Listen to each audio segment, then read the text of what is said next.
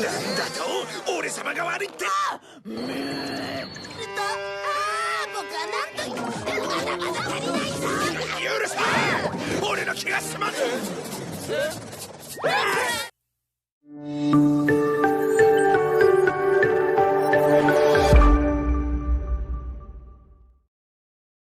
Hai semuanya, kembali lagi bersama Hirka Harika. Kali ini Mimin bakal bawain alur cerita dari Doraemon yang berjudul Kesedihan Giant yang Tidak Terbendung. Dan gak usah berlama-lama lagi, yuk langsung saja kita pergi ke pembahasannya. Di awal video diperlihatkan di mana Nobita yang baru saja terkena lemparan bola sehingga bawaan barangnya terjatuh semua. Di sini Nobita merasa sedih dan merasa kesal karena makanan dorayaki milik Doraemon pun terjatuh dan ia merasa kesal. Di sini bahkan matanya pun menjadi membiru karena terkena bola tersebut. Saat itu, Suneo mengatakan jika ia merasa tidak terima. Suneo mengajak Nobita untuk mengumpulkan tenaga dan membalas pukulan Giant. Saat hendak memukul Giant, Suneo tiba-tiba berhenti dan tidak jadi memukul Giant. Alhasil, hanya Nobita lah yang memukul Giant. Hingga akhirnya, Nobita kembali mendapatkan pukulan dari Giant. Saat sampai di rumah, Doraemon sedikit kaget melihat keadaan Nobita. Namun ia sudah tahu jika itu adalah perbuatan Giant. Nobita kemudian merenggek kepada Doraemon untuk membantunya. Doraemon langsung mengeluarkan obat dari dalam kantongnya. Nobita pun kesal, karena yang ia inginkan adalah alat yang bisa digunakan untuk balas dendam. Doraemon pun menolak hal itu, karena ia tidak menyukai balas dendam. Doraemon meminta Nobita untuk membalas dengan kebaikan saja. Namun Nobita tidak mau dan justru marah kepada Doraemon. Tak lama setelah itu, Doraemon mendapat paket dari masa depan, berupa alat-alat ajaib pesanan Doraemon. Saat Doraemon mengecek barangnya, tiba-tiba ia melihat sebuah buku kecil. Doraemon kesal dan marah-marah, karena ia sama sekali tidak memesan buku tersebut. Nobita pun penasaran dengan fungsi buku itu. Doraemon pun menjelaskan, jika buku itu adalah buku catatan balas dendam. Apabila ada seseorang yang baru saja dipukul dan menuliskannya di buku tersebut, maka orang itu akan kembali dipukul setelah kertas itu ditemukan oleh orang lain. Mendengar hal itu, Nobita langsung tersenyum, karena hal itu sesuai dengan keinginannya. Namun Doraemon melarangnya karena itu alat yang tidak baik. Tak lama setelah itu, datang seekor kucing. Ternyata, Doraemon telah berjanji untuk kencan bersama kucing itu dan pergi meninggalkan Nobita. Nobita kesal karena ditinggal begitu saja oleh Doraemon. Namun, buku catatan itu tertinggal di atas meja. Nobita sangat bersemangat untuk mencoba buku tersebut. Saat di jalan, Suneo menghampiri Nobita. Kemudian, Nobita mengatakan jika ia kesal atas kejadian tadi siang. Di sini, Suneo justru meledek Nobita dan membuat Nobita kesal. Nobita pun memiliki ide untuk melakukan balas dendam menggunakan catatan balas dendam. Saat itu, terdapat seorang pria besar mengambil catatan itu dan membalas perbuatan Suneo persis dengan apa yang dilakukan Suneo kepada Nobita. Setelah itu, Nobita berencana untuk balas dendam kepada Giant. Ia mencari keberadaan Giant. Saat ketemu, ia berusaha memancing amarah Giant namun gagal.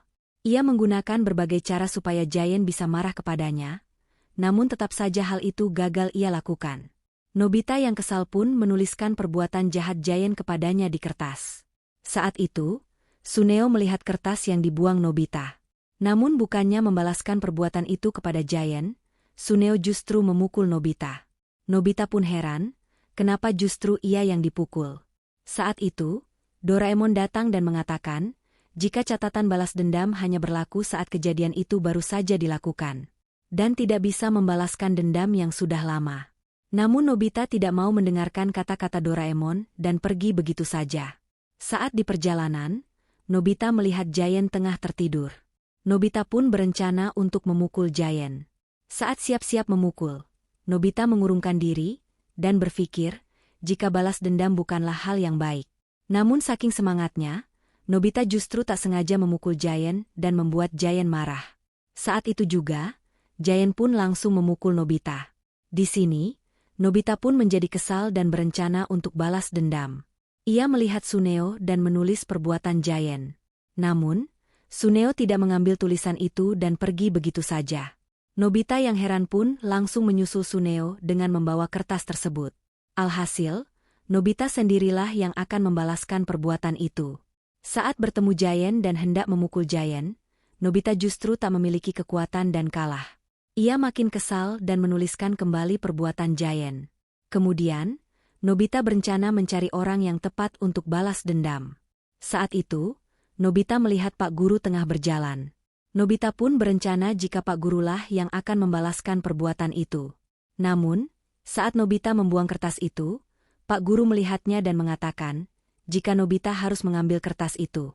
Pak Guru marah, karena Nobita membuang sampah sembarangan. Nobita pun langsung ketakutan, karena ia tahu, jika ia akan memukul Giant kembali. Alhasil, mau tidak mau, Nobita mengambil kertas itu dan pergi menemui Giant dengan rasa takut. Doraemon yang melihat hal itu pun tak bisa berbuat apa-apa. Karena Doraemon ingin, hal itu bisa menjadi pembelajaran untuk Nobita, supaya tidak memiliki sifat dendam kepada siapapun. Dan, film pun selesai. Terima kasih yang sudah menonton. Jangan lupa, bantu Mimin dengan klik like, subscribe dan nyalakan loncengnya, supaya tidak ketinggalan video lainnya. Di sisi lain, Ibrahim yang telah selesai mengurus jenazah keluarga Nugroho pun bersiap untuk sholat Isya. Saat ia tengah sholat, ia pun diganggu oleh hantu Ibu Entin. Namun, karena Ibrahim kuat imannya, maka ia tidak goyah dengan gangguan itu. Setelah selesai sholat, ia mendengar permintaan tolong dari sebuah ruangan. Saat Ibrahim masuk ke sebuah ruangan, ia melihat jiwa Arina yang menangis dan meminta pertolongan. Namun, saat Ibrahim hendak menolongnya, tiba-tiba jiwa Arina seakan tertangkap oleh sosok jin. Di sini, Ibrahim mengetahui jika ruangan itu merupakan tempat pesugihan Ibu Entin dan Pak Nugroho. Saat itu, ia menemukan foto istri dan anaknya di dalam sebuah buku. Di dalam buku itu juga tertulis jika Ibu Entin harus memberikan tumbal seorang anak perempuan dan sosok janin bayi. Di sini, Ibrahim pun menyadari jika kematian anak dan istrinya bukan karena roh-roh jenazah yang telah ia urus, melainkan dibunuh oleh Ibu Entin untuk dijadikan tumbal. Ibrahim pun marah besar, bahkan, ia mendatangi mayat Ibu Entin dan marah-marah.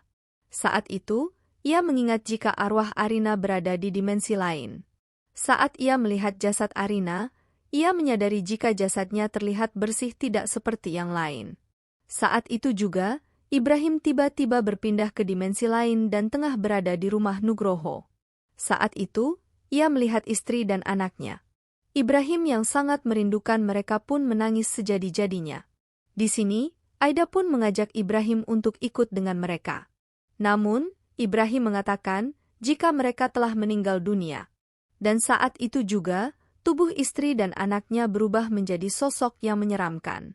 Ibrahim kemudian membacakan ayat-ayat Al-Quran. Bukannya menghilang, setan itu justru mengejek Ibrahim dan mengatakan jika ayat-ayat itu tidak mempan kepadanya. Ternyata, di lubuk hati Ibrahim masih jauh dengan Tuhannya pasca kematian istri dan anaknya.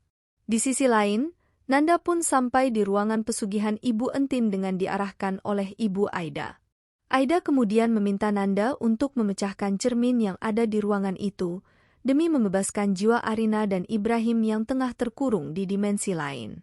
Ibrahim juga bertemu dengan arwah istrinya. Di sini, istrinya meminta Ibrahim untuk ikhlas dan tidak berprasangka buruk kepada Tuhannya. Ibrahim pun berhasil bertemu dengan arwah Arina dan memeluk keponakannya. Setelah itu, Ibrahim pun tersadar setelah Nanda berhasil memecahkan kaca tersebut. Selain itu, Arina juga kembali bangun dan tidak jadi mati bersama dengan keluarganya.